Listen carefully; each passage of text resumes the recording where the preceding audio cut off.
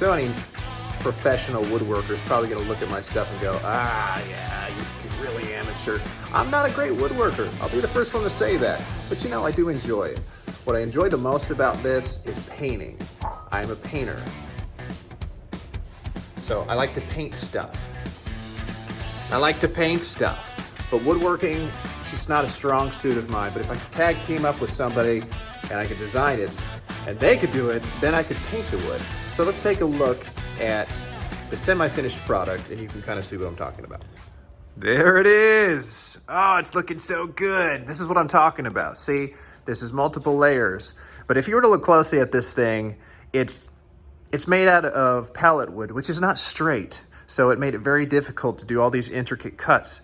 And like I said, I'm not a very good woodworker, so it took me a very long time to do all this intricate work. But I think it looks pretty good. But what I enjoy is the painting part of it. That was fun. But I wanted to show you the layers because it is multi-layer. There's 5 layers. So 1, 2, layer 3, layer 4, and layer 5. The goal here, and the reason I did it that way, is so on the bottom here, I'm gonna put LED strips that are dimmable to shine through and illuminate all of this. And theoretically, it's gonna look awesome. So if we get down here, you're gonna see it kind of looks like a mess, but you're not gonna see that, so it doesn't matter.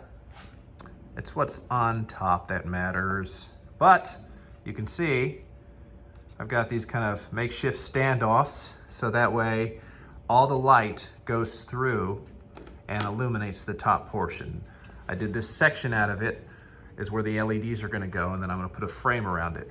So then, boom, it's turning out great.